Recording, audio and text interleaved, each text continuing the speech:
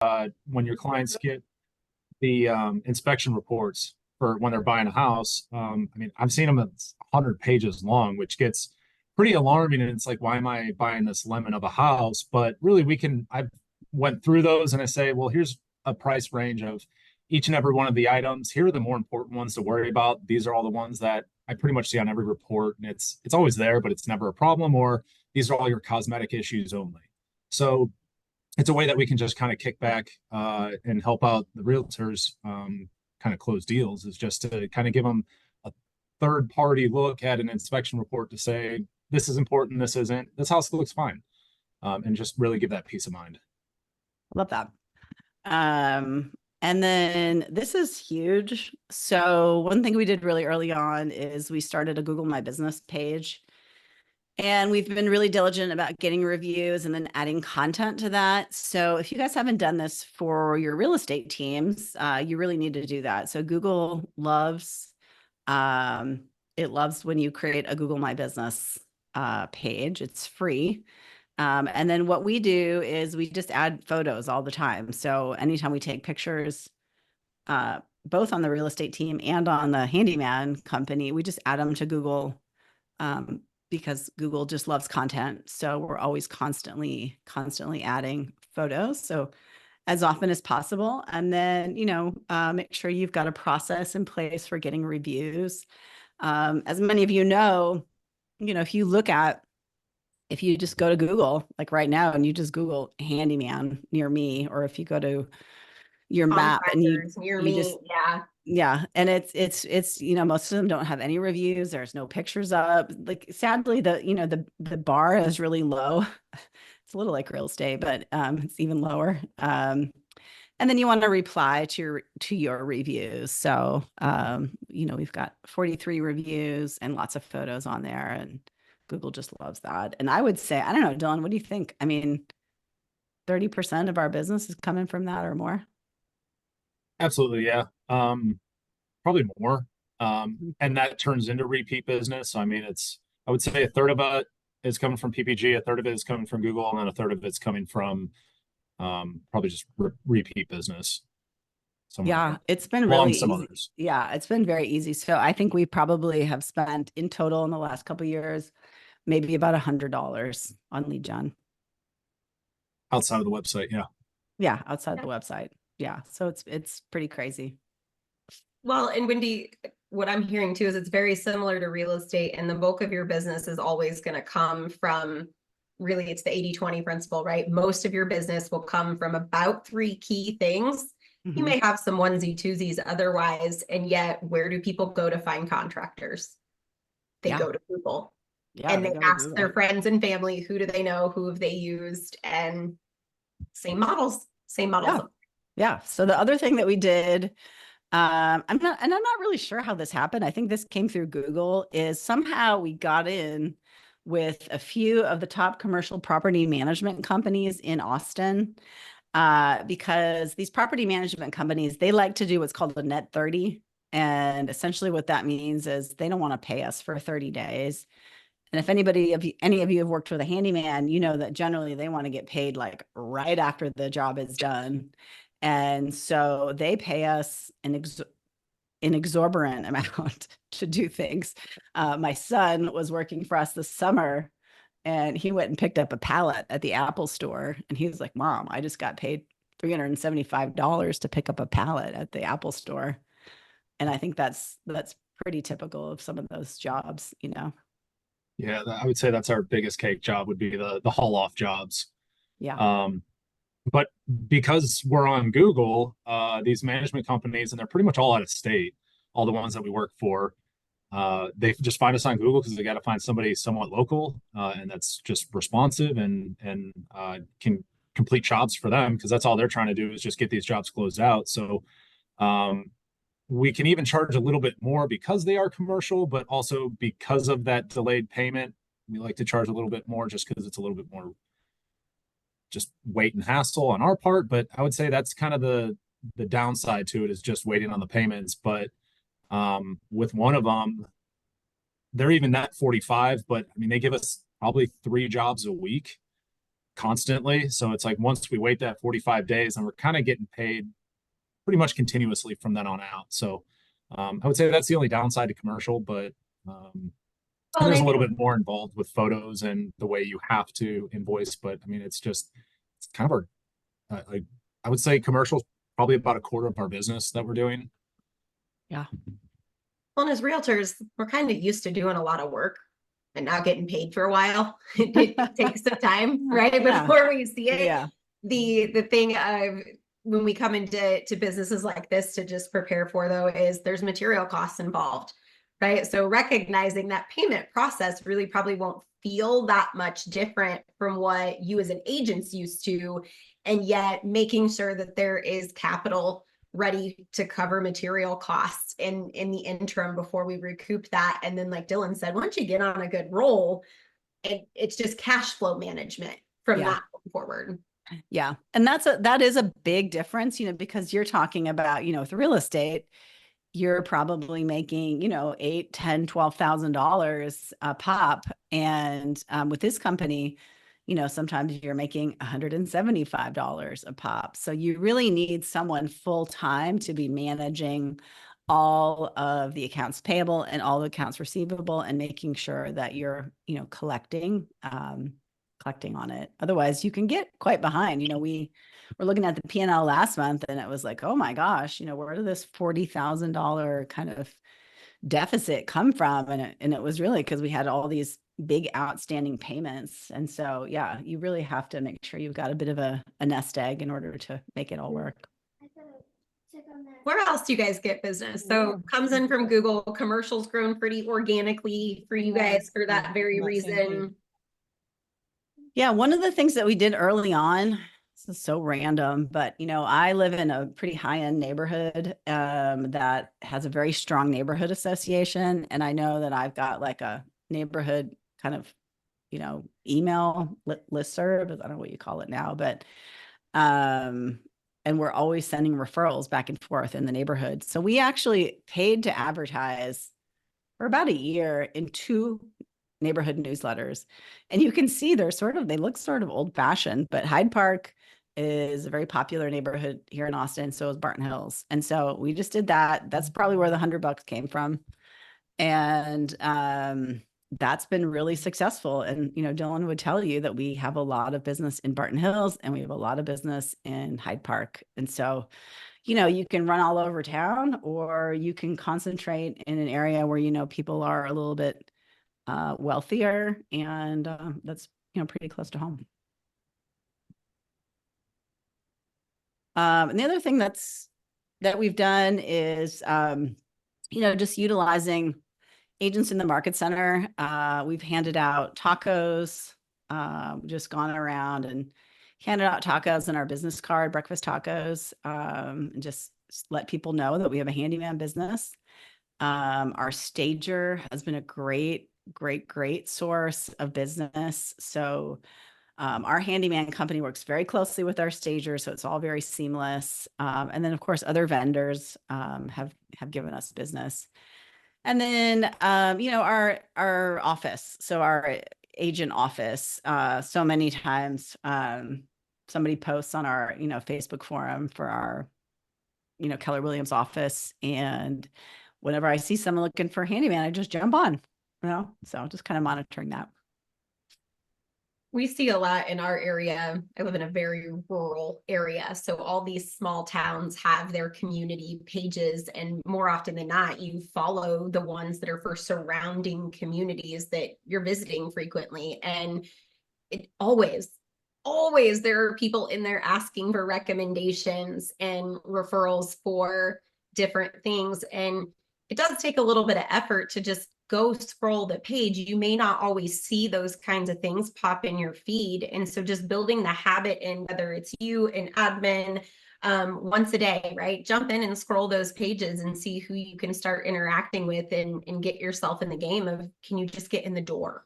Yeah. Right? Well, you can also just go, if you're in a Facebook page, you can go and search handyman or remodeler or contractor, and you just pull up everything that way. Because we have a huge office here in Austin. There's like one of our forums has over 2,200 agents, so there's constantly stuff being posted Yeah. in there. I could spend all day. I could waste my whole life looking at stuff in there. Getting the business really isn't the hard part in this particular industry, just given that, like you said, the bar is set pretty low for communication and integrity and all those things in the contracting world. So let's talk about the who's. Yeah. Who Yeah. to Well, get in business obviously, with, who you need. very, very lucky to be in business with Dylan. He was right from the beginning, he was able to have an interesting mix of like actually being able to do the work and then to help build the business on the side. So I feel pretty lucky to, for us to have connected. And I can send you his KPA, but really my job with him is I'm the one providing the resources, providing a lot of leads, especially at the beginning, and then coaching him. So coaching him. Get the blankets. All right, who needs to be muted? Athea, can you mute that person? Yeah, so really just finding that right person at the beginning, and Dylan, feel free to jump in and kind of speak to that. Yeah, I mean, if you're kind of looking for a clone, I would say the aspects about me that I think worked out perfect for this is I really know the construction side of things. And when I was talking to Wendy and when we first met, I had a job with an electrical contractor, commercial side in Austin, doing construction management. So I graduated college with construction management.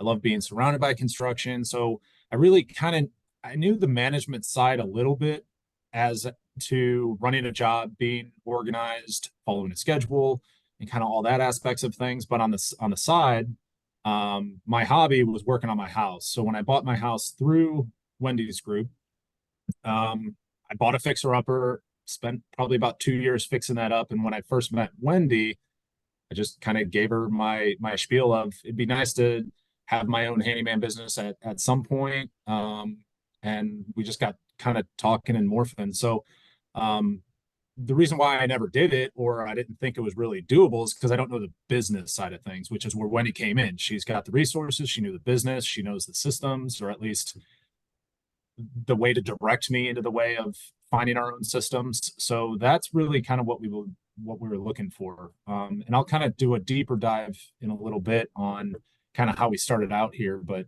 I guess that was kind of the big key aspects of it, is knowing the construction, getting in the field, having the management aspect of it, and just having the desire of always learning, I guess, and wanting to grow something bigger than me. Yeah. So yeah, I love that. And team player, you're a great team player. And it's been fun for me to watch your leadership grow, Dylan, as you've grown this team, grown it pretty rapidly. And so, what my role looks like is a couple of meetings a week. So a 4-1-1 once a week. And then we have a sync up for the whole team once a week. So I'm probably spending between 60 and 90 minutes a week on this business. And then, sometimes I have to jump in and things go wrong, or, take a phone call or whatever. And then of course I'm always lead generating for the business. So as far as that goes, my amount of time that I'm spending on it right now is pretty minimal. So yeah. And then you always want to be lead generating for talent. So you can definitely, it's hard to know. The good thing is we've kind of pivoted to just letting people kind of jump in and watch them work. So we'll get a referral maybe from someone, or they'll respond to a job posting we have on Indeed, and then we'll just send them out and watch them work. No one works alone. They always work with a partner. And so, just by watching them work for a week or two, we can decide whether or not they would be a good fit. So, yeah. And then of course your subs. So a lot of you already have vendor relationships, right? And actually, it's great to grow those relationships and be able to feed them more business. You can create more of a simpatico relationship. Yeah. So kind of how I find subs, usually asking other subs that I already have if they know anybody. That's how I got a few of my good ones. And then some of them I just find on the street that are just working on other projects. I'll swing in with a business card, just have a 2-3 minute conversation with them, kind of seeing how they're going and just kind of building up my book. And then when we need other subs, I'll reach out to them and start using them. The best subs that I have can turn around quoting pretty darn quick for me, and they can also get on the schedule pretty quick for me. They also do quality work, which is obviously needed, but that's not the meat and potatoes of it. And then one other key aspect is if we ever have any rework, or if the customer has an issue with some of the work, they'll go back out there and fix it, which is the same thing we do, which is what I'm trying to find. Is just kind of more us. That's a reach of way that we can use. One of the best things about subs is it takes the risks off of us. Now we're losing a bit of that profit because they need to make their profit. But by bringing on all these subs, and the reason why I like using subs is because it helps us do bigger projects, and it doesn't tie all our guys up on a bigger project where we can then work 2-3 projects at the same time, thus getting more kind of overall profit by the end of the year. So well, and Dylan, I want to piggyback on that because I coach a couple other folks that also own handyman and or remodeling businesses, some tied to a real estate business, some it's actually just completely separate. And the turning around of quotes. So when you mention like the best subs, so if you, for those of you that are taking notes on all of this and deciding subcontractors, I will tell you this is probably the #1 issue that at least in my experience, I've heard as what's the hang up in our system? Like what's really the bottleneck in things? And it's, can we get subs to turn around quotes and show up fast enough? Right. And so understanding the conversations too, to have for those people to earn your business. Yeah, because, as a real estate team, we kind of consider ourselves the hub. So there's a lot of people typically involved in every transaction. You want to have a good title partner, you want to have a good stager, you want to have a good handyman, you want to have a good roofer, you want to have a good, in Austin, Texas, you want to have a good AC person. And so just making sure that those subs meet your standards is just really important, because you don't want to refer business out to someone who's not going to meet your standards. So, and of course, mistakes are made. And like Dylan said, mistakes are going to be made. And, what do we do when there's a mistake? Well, we make it right. So here's our org chart right now. So here's the owner, and there's Dylan, who's our vice president. And Dylan essentially gets a salary, and then we split the profits at the end of the year. Sheila is our lead admin, but she's essentially, like I said, our CFO. She's looking at all the accounts payable, the accounts receivable. She's the tough guy. It's like good cop, bad cop. Dylan's the good cop and Sheila's the bad cop. So Sheila's, making sure that we get paid. She's always encouraging Dylan to charge more. And all of that good stuff. And then we've got Hannah, who's brand new. She's 60 days in, and she's our project manager. So as we've gotten some larger projects, it's just been too much for Dylan to keep up with. So she's really going out and managing the projects and working with our, kind of W-2 and our 1099 employees in the field. So right now we've got 4. Gio has been with us for a couple of years. Steven has been with us almost a year, and they've just really proven themselves. And a lot of these guys, that spend their life doing 1099 work, they want to be a W-2. They want to have a regular salary. So the idea is once they've proven themselves, we move them from a 1099 to a W-2. But the nice thing is we can test them out as a 1099 and then move them over as that makes sense. So. And it helps you guys too with like cost control, right? Like Yes. labor control Yes. and the flow of busy seasons and always having a bench for hiring, which is something we know is important in any business. 100%. Yeah. 100%. Were you going to say something, Dylan? Yeah, it kind of ties in the next slide. Clearly we didn't start out this way. We started out with just myself. It was me 4 days in the field and then 1 day in the office, which worked. It really got me to understand scheduling, really just start developing all the processes and systems we have, how to talk to the customers, how to treat the jobs, how to price jobs, how to schedule, knowing how long things take, and really diving into it. So I started in November of 21, and it took me about 6 months until we hired on our first guy, who, when he was there and working, was great, but there was just a lot of baggage kind of in the back. So that's where he ghosted us. I mean, he up and moved to New York without saying anything for a week. We thought he was dead. Luckily in October, I found Gio, who's still with us. He was our first W-2 guy. He worked for us for about 4 months, and we swapped him over to W-2 just because we knew the longevity and we wanted to keep him, and it was a good fit for us. Me and him went strong for about a year, I think just over a year. And then in December of 23 is when Sheila got on board, with a huge push from Wendy. And really, Wendy was the one that found her, with her other team, the real estate team. So she was just wondering why I like logging my own receipts into our system and really having a good feel of every parts of the business, and delegation was kind of my issue. So once we brought Sheila on, it kind of just opened up. I don't know. It just took a Well, weight off my shoulders, really. yeah. Well, and to be clear, our real estate team in Austin was helping Dylan with some of the admin behind the scenes. Like, I just don't think there's no way you could have done all of that without our admin team. So Athea was there, and we had somebody else who was looking at our financials and reviewing the P&L and making sure the money was okay. So, like, I don't want anyone to think like you could just do this for 2 years without any administrative help, but we were able to, because it wasn't full time, we were able to kind of incubate it out of the real estate team. And then, that's always been my coaching opportunity with Dylan, is just saying like, hey, who else can do that? Can anybody else do that, or do you have to do that? And you're so coachable. You've just done such a great job at that. I can remember we had that conversation where I said to you, do you think Gio can upload his own receipts into Slack?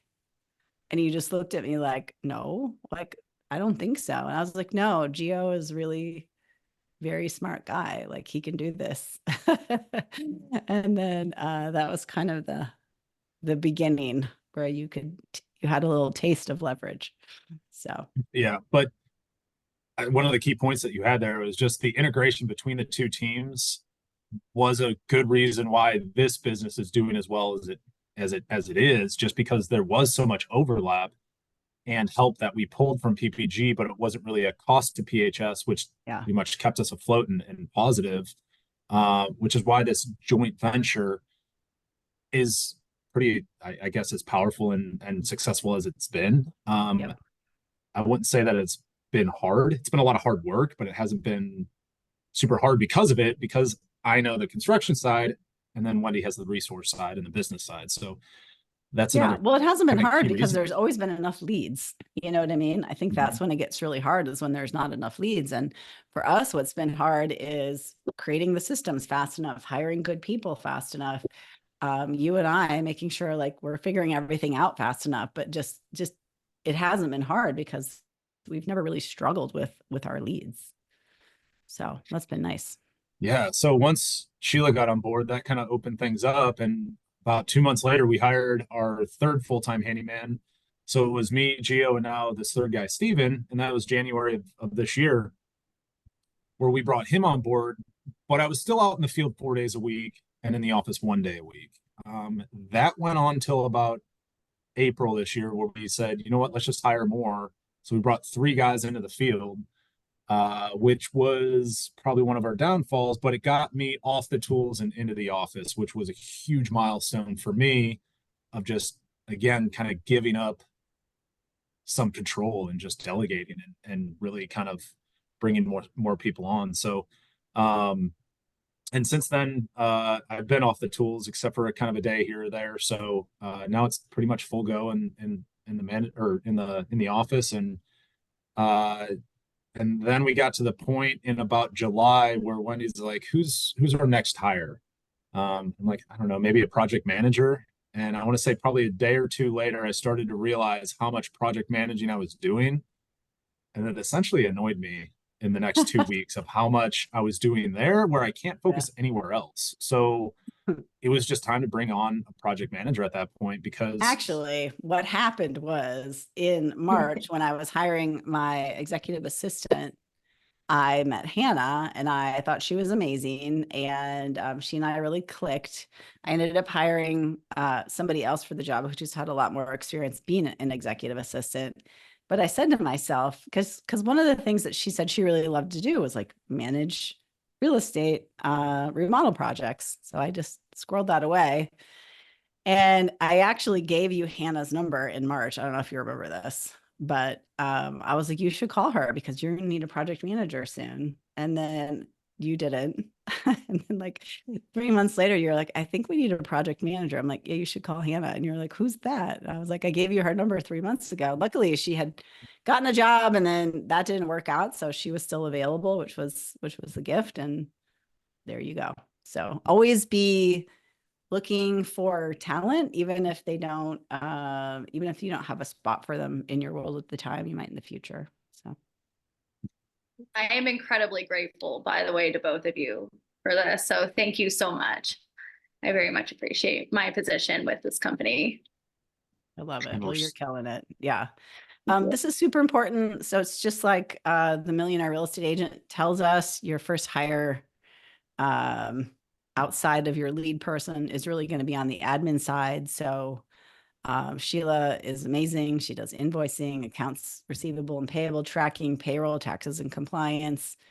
And she's awesome. She does all the little things that Dylan doesn't have time to do during the day. So she's truly, truly invaluable to us. So shout out to Sheila. All right. So what were some Yeah, of our let's talk about the challenges? things that go wrong. This is always where the Yeah. big stories come because Yeah. we fail forward Yeah. always. Dylan, you want to tackle this one? betcha. So hiring the right people, and I know somebody put it in the chat already, is finding labor is difficult, and it sure is. We went through probably 6 people this year, and it was actually 7, but one guy left because he moved out of state, but he was probably one of our best out of those 7. Yeah. But the 6 that we had, I mean, it was just the hiring process is something I'm working on. At first, it was kind of just like, oh, you can breathe and you say you're good at everything. Perfect. Come on, we'll test you out. But that's kind of the nice thing about the 1099 is we'll test you out, and if it works out, great. If not, then it's a little bit easier just to say we don't have any more work for you. And I mean, I can kind of get through problems on just one said that he can do everything, but come to find out he really can. I think he just worked on his mom's house and that was about it. Half of the ones that we let go, I think pretty much knew that it was coming, so and they've heard it before. So it's just finding the right people and finding the right hiring, and even using the hiring process that KW has been helpful. So just having these systems in places are just helping me develop, getting better and better. So finding the right people is pretty difficult. Cash flow is another one because I was spending so much Hey, time. really quick, Ed has a great question in the chat. I was about Oh, to. Yeah. He says, do you worry about tarnishing your real estate brand when someone drops the ball on the handyman side? So, Ed, the way we work is we've always got 2 people pretty much on every job, unless it's like hauling stuff to the dump. So we always have one experienced person who's on the job who's kind of basically telling the other person what to do. So you've got an experienced person and a helper. And then the helper earns the responsibility of like sort of being a lead on a project. So of course we do worry about that, but there's always going to be somebody else who's there supervising that person. And then that person who's a supervisor is going to come back to Dylan and say, listen, this guy really doesn't know how to do this. They don't do that. And so, sometimes people will just work with us for like 2 weeks and then we say goodbye. So yeah, and part of that too, it's my aspect or knowing of construction and all that is most problems we have out there are fixable. Yeah. And this is just talking about quality of work. Yeah. Customer comes back and says, this is what I expected. This looks terrible. It's like, great. Can we please fix it and go about it that way? So I don't put too much emphasis or as much emphasis on like the scare of it not working out because like you said, our W-2 guys are pretty much our crew leads, and then we attach a 1099 helper with them. So we kind of have that checks and balances, I suppose. Yeah, great question. Next big thing would be cash flow, is just kind of like Wendy mentioned earlier, we had last month was a negative $40,000 month, which is alarming, but at the same time, we can kind of explain all of it. So it's not as alarming because we know this month is going to kind of correct last month's just because of the cash flow.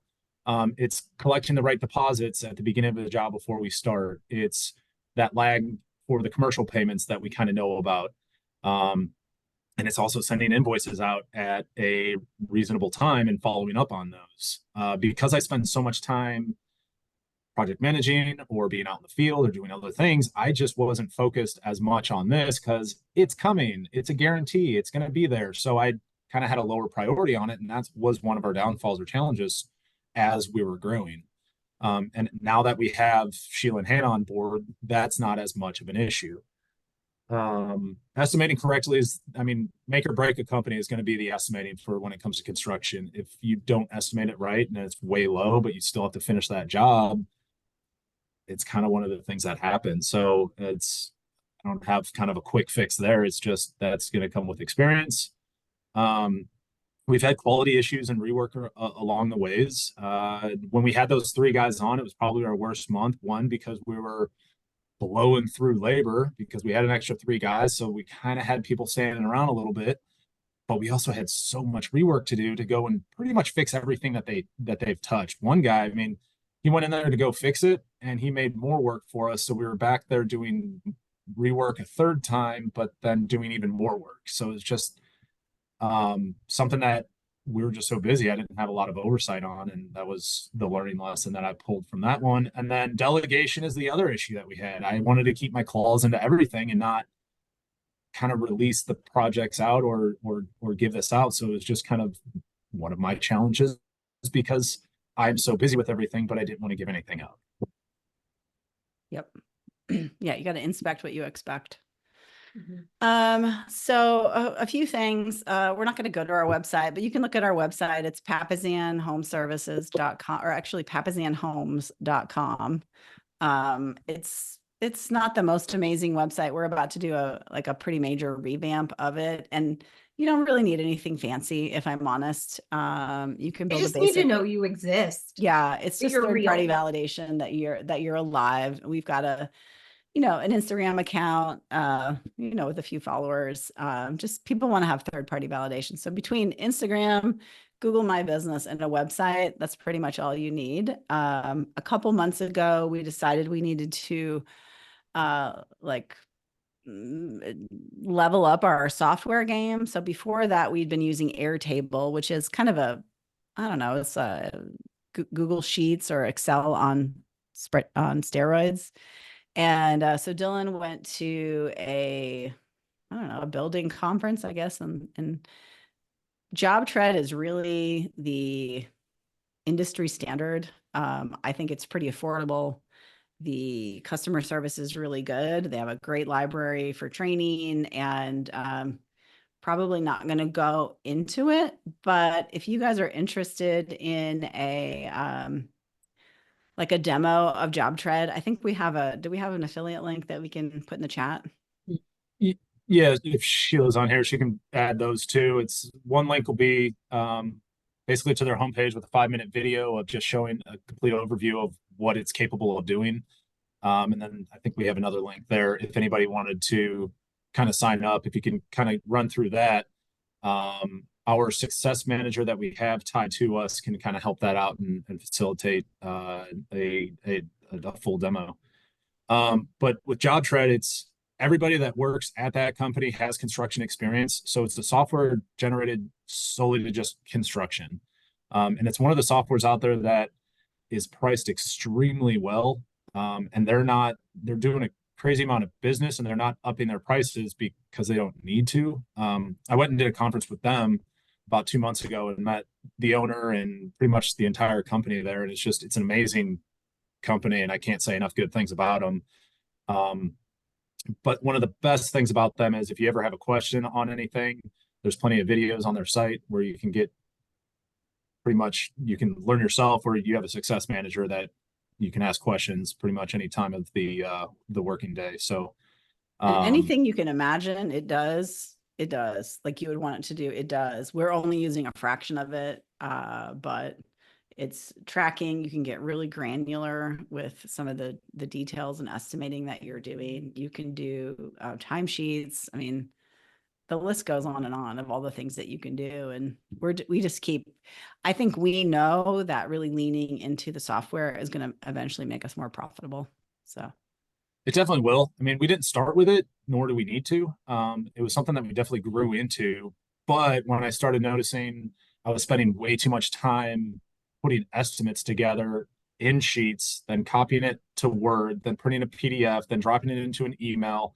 I mean, this is pretty much just cuts all that out. So it's just once we got to the point of needing a system built around us, basically, is when we kind of switched over to the software.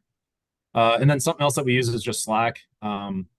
Slack and Zoom, I would say, is just between Sheila, Hannah, and myself. We all work remote. We don't have a job office, which just keeps our overhead down, especially as we're starting this thing up. So we just kind of use just normal software that you're probably already using. So here's just we're not going to go into this, but like, this is like a list of all the jobs that we've got. This is some of the power that it has. So this is just a viewpoint where we set up a job status, and if you can read it, it says estimating, pending, need to schedule or approved, construction or it's on the schedule, punch list, need to invoice, and then work is complete, but payments are open. So this is where 2 columns are pretty much mine, 2 of them are Hannah's, and 2 of them are Sheila's. And this just helps us all see a good snapshot of how many jobs we have in each category and kind of the importance of each one, just to kind of keep us a little bit more efficient. Yeah, love that.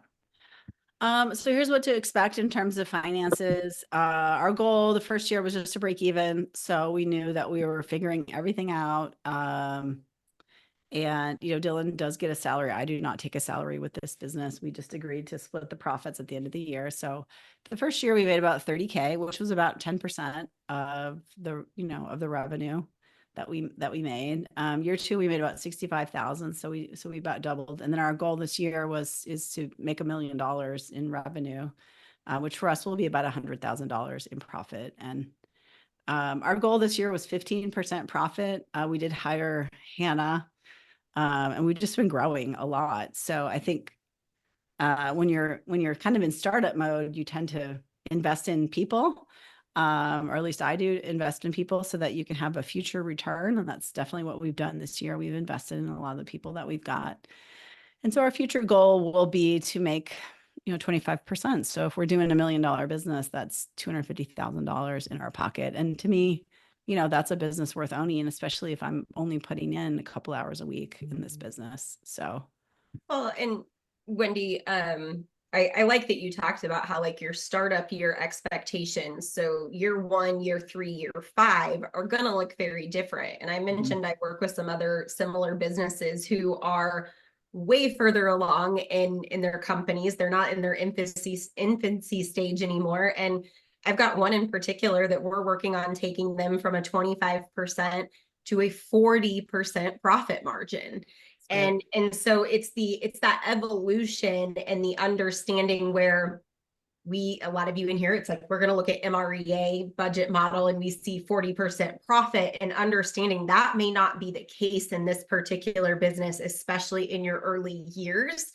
If you follow what Dylan and Wendy were talking about of investing in people to really build up the business. Yeah. And I say it all the time, but the best investment you can make is in people. I think about all of the things that I've put my money into, the stock market, and, we own a lot of investment properties and commercial property and all that kind of stuff. And by far the best investments I've ever made have been in people. And, they take a while to pay off.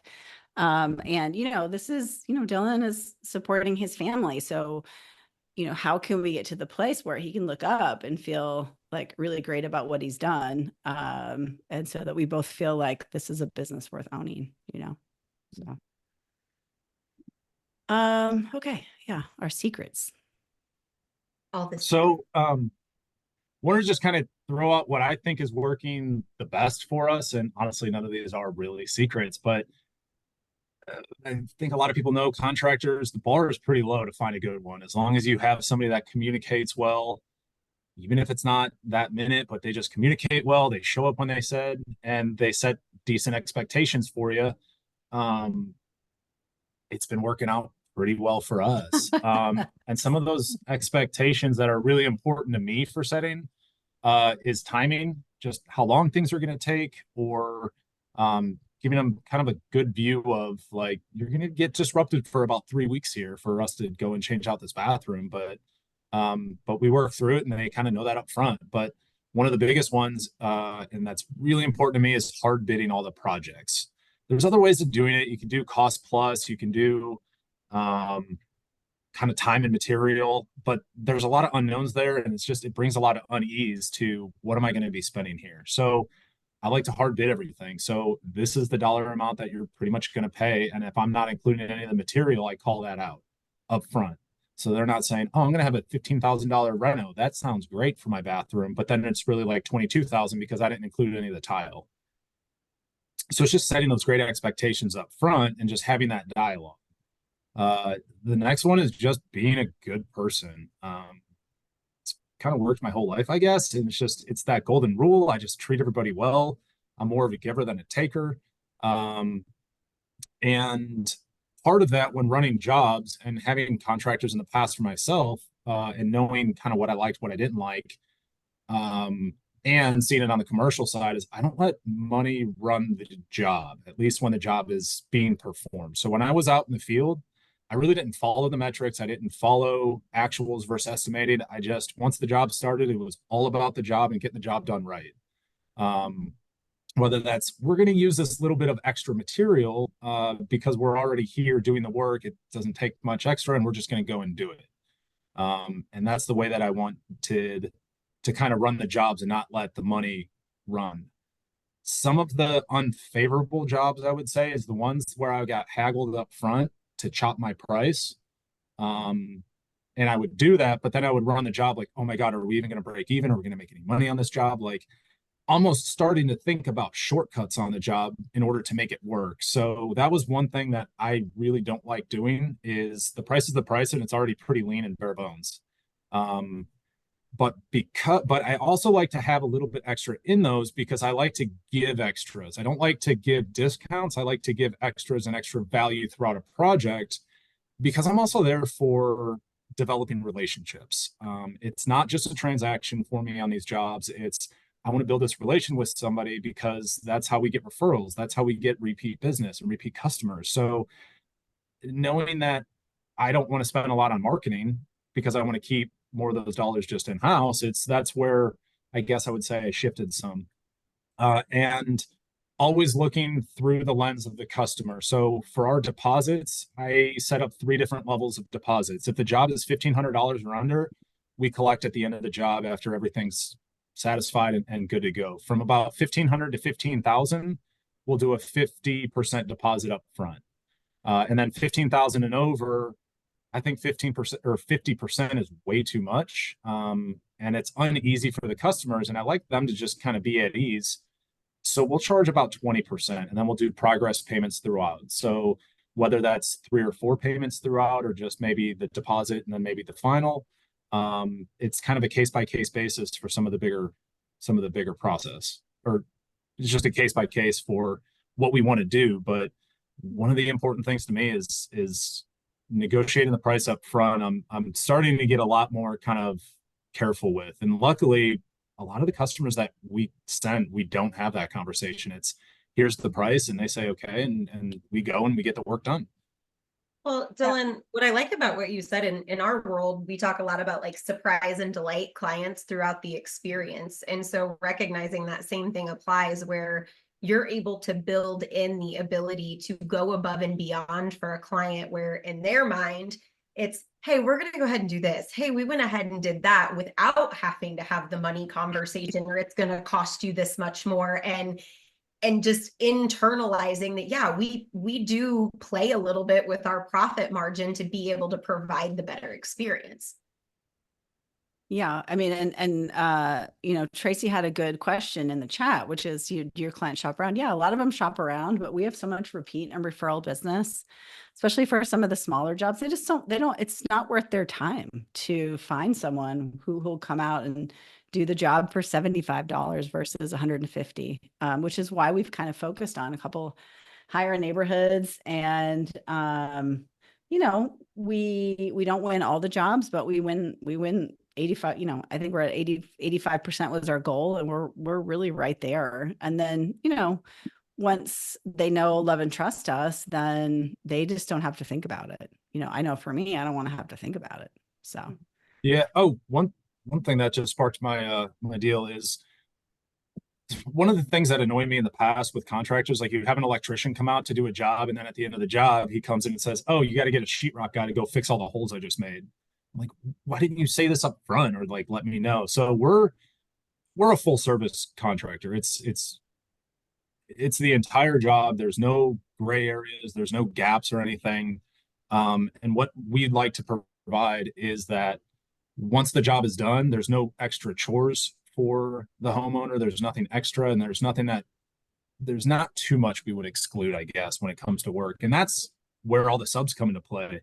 It took a while for us to find a good roofer, and I was kind of turning those projects down. And then lo and behold, then I kind of had a fire lit under me to go find a roofer, so we're not turning projects down.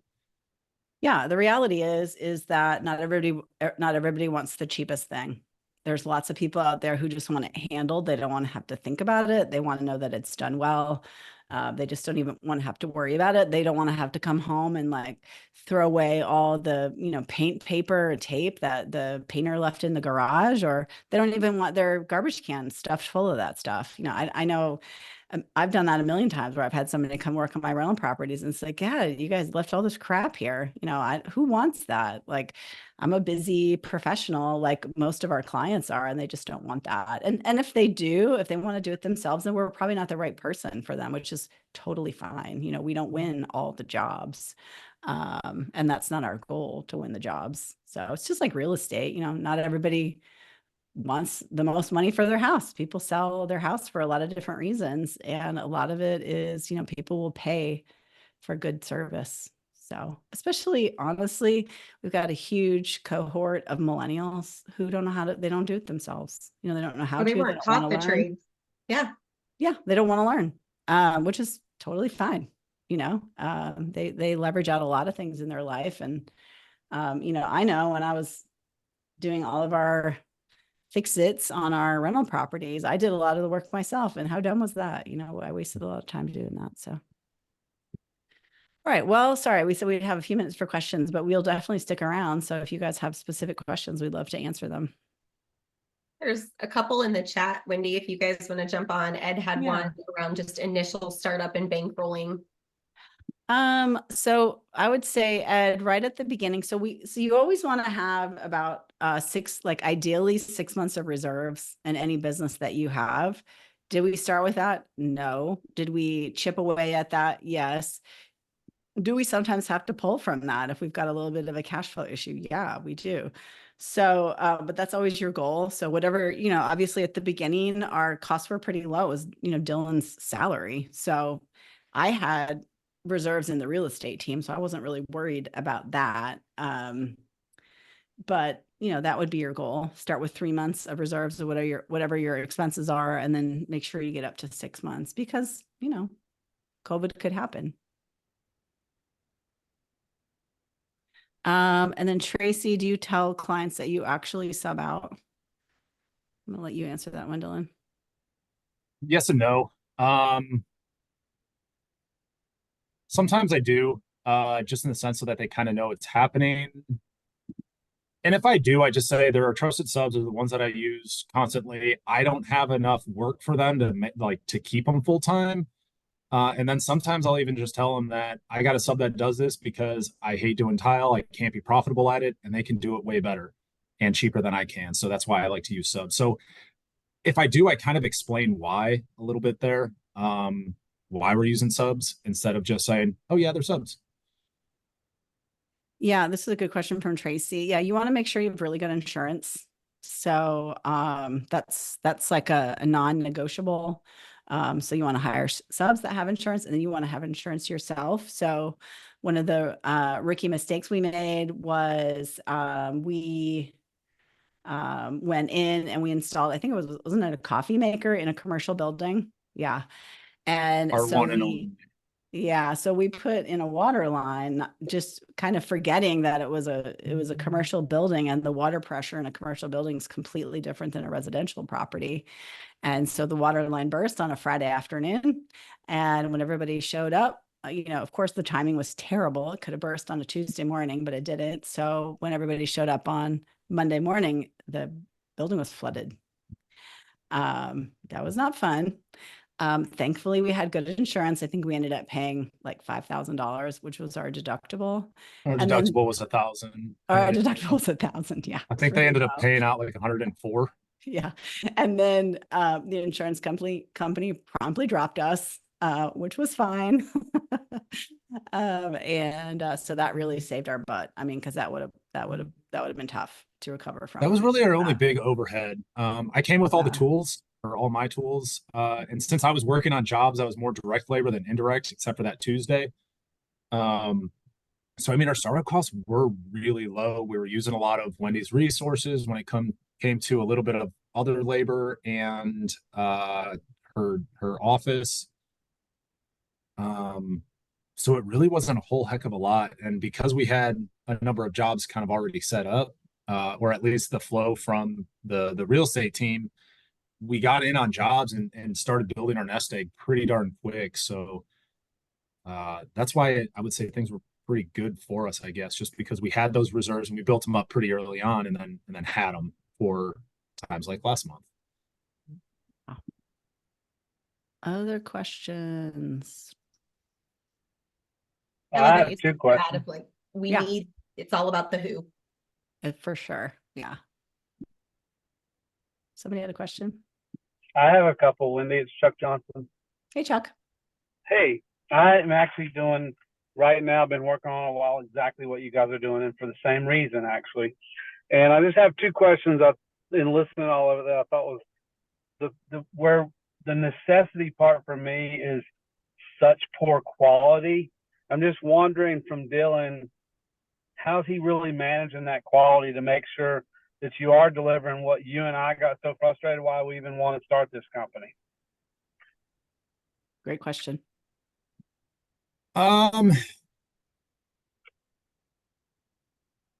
So I guess the biggest part was, since I worked with Geo for so long, it was pretty much he was my helper for a good probably a year and a half, 2 years. So he kind of saw the quality and the detail and the stuff that I would focus on. But as we brought these other guys on who I haven't worked with, and I didn't really know them and their quality, it was hard. I mean, that was where a lot of our issues came from, was just quality of work. So it would be going in there and then showing them, like, just kind of pointing it out and doing a job walk with them after they were done with the work. Okay, let's go take a look at it. That's wrong, that's wrong, that's wrong. And then every once in a while, I would go out in the field and be like, okay, you and I are working together for a day, so we can kind of see that. But I mean, that's what's hard. Luckily, when we brought Steven on board, his level of quality was just like mine, and his experience is more than mine, which made it easier for me to kind of take a step back and have him be the savior. So whenever we had problem projects, which in April we had 3 of them, Steven was our savior. I sent him out there to go run the project with these guys and get that level of quality back up where it needed to be. And just basically having that conversation with the customer of, that's not how we want to operate. Hopefully you can let us fix it. And most of the time they would let us. So that's what's nice about with construction. It's pretty much, it's material. So it's for the most part all fixable. Yeah. I have one more question. Just curious. We've already got, my guy's already got a business that he's doing. We're just going to kind of play off his business, and he has no W-2s. Just curious how you got them to, how they wanted to be a W-2, if right now the way he does it is, you know, like they just remodel a big house for me, and he'll say, for this, I'm going to pay you this, and this, and God knows how, and so he can probably make more money by doing that versus the W-2 where he's just getting a salary, but it's maybe more consistent with the W-2. Did they actually make less money as a W-2, but then it's more consistent work for them? I think most of these guys, they have probably had in the past some experience with a bad tax situation. And, you know, I think it's a pretty rare one of these guys who doesn't kind of like dislike that part of it. So when you can say, hey, this is going to be your take home pay every week, even if it might be a little bit less, you know, they do get paid overtime too. So, you know, there's an opportunity to make more money, but you know, if you've got someone who's like, I don't want to do it that way, I'm really good with my taxes, but then they're probably not that right person. Yeah. I mean, keep them on 1099, you know, what the heck. But I think for most of them, you know, a lot of people, taxes are scary when you're 1099. I mean, I know a lot of realtors who've basically had to quit real estate because they've gotten, you know, they haven't paid their taxes. So nobody wants to be in that boat, really. So we're paying our 1099 guys 20 to 25 an hour. The two that we have right now, I think, are at 23 an hour because I wanted it to be more middle of the road. The three guys in April, I was paying 25 because I took their word for it. So we can kind of build them up to that 25. But once they know, or once we know that they're worth something and they're at that $25 an hour, 1099, we switch them over to W-2, which is a price bump for them because now we're paying, I think, half the taxes or whatever we're paying, but we're paying some of those taxes. So it is a nice little, like, kind of an increase for them, kind of going forward. So, but on the flip side, now we're paying for PTO. We give them, I think, 2 weeks off. So they have sick time in there as well. So, with our one guy, he's like, hey man, I'm going to have to take the day off. I'm like, that's cool. You're still going to get paid for it. Like, you're going to be fine. Cause if he had like a medical appointment or something come up, and he was shocked. It was just like, that's how it works on 10 or on W-2. You have these benefits now. Well, and even some folks that are W-2 in the trades, just in general, they deal a lot with layoffs. And so when there's like the consistency in, hey, the variety of work that we're doing, the salary, the PTO, a lot of times they're coming into other trade businesses. The expectation isn't that you get PTO and all this stuff. It's just when there's no work, we lay you off. And we'll call you when we need you back. Yeah, so that's what's nice. We have a good culture. Yeah. So like, you know, Dylan's a good boss. You know, we got to lunch together. You know, they love Hannah. I mean, Hannah is like so fun and bubbly. Who wouldn't want to deal with Hannah all day? You know, so there's something to be said for good culture too. You know, I mean, 70% of people in America hate the job that they've got. So, I mean, you can get people in the right seat on the bus and treat them well. And, you know, it can be a very powerful thing. I can remember we did, you know, we actually took Gio, who was our first full-time guy, through the whole recruit select process, which was a really powerful process for him. And when we offered him the job, he actually started to cry. He was so grateful, even just for the process. And so, yeah, they're just great culture. You know, pay some a fair wage and give them great culture, and people are going to stay. That's awesome. Other questions? Don had a question about salary for myself. So I'm like 75, 80K for the year. However, that's a 20% pay cut of what I was making before this job. Which to me, it's kind of low. I mean, but I was willing, I mean, it's a startup, so I wanted to kind of keep it low in order for us to do well. And then I haven't taken a raise since then either, because I'm trying to pour kind of those funds back into the company, or at least be able to build this company out. So I'm trying to keep that all low for now, just to kind of get this thing up and running.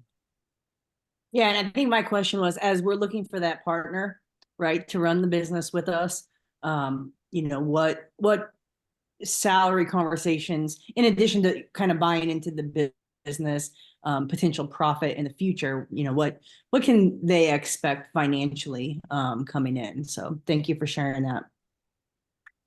Yeah. So, you know, if we make 100,000 this year, Dylan's going to be back up to the salary that he was about 3 years ago. So, and, you know, future earnings in a business worth owning, and the ability to control his time. He works a lot, but, you know, there's something to be said for having the ability to build a business. So if he had wanted to do that on his own, it would have just taken him a lot longer. I can tell you that. It would have taken him a lot longer. A lot longer. Oh yeah. And I'd still be in the field. I mean, I'd still Yeah. do what's comfortable for me and just working on the sure. tools and having that complete control, but being overwhelmed. I mean, I was working probably 50 hours a week when I was out in the field, at least 50 hours a week. But then I'd also have sleepless nights of waking up at 2 in the morning and it's like thinking of a design for something or issues that can happen or risks that we have. And it's kind of went away now that I've kind of given that control up, and now I have a team around us that can help handle some of these things, so it's not all on my shoulders. And plus, now that with the growth that we have, we want to have more benefits for our employees. We're trying to get swag soon. Eventually, we would have trucks, I would imagine, possibly a warehouse where we can stock material depending on the size that we get. So, I mean, there's carrots in front of us for it's not just about salary, but it's more about the culture in the business. So Yeah, we talk a lot about trucks. We're in Texas, you know, so it's a big thing. All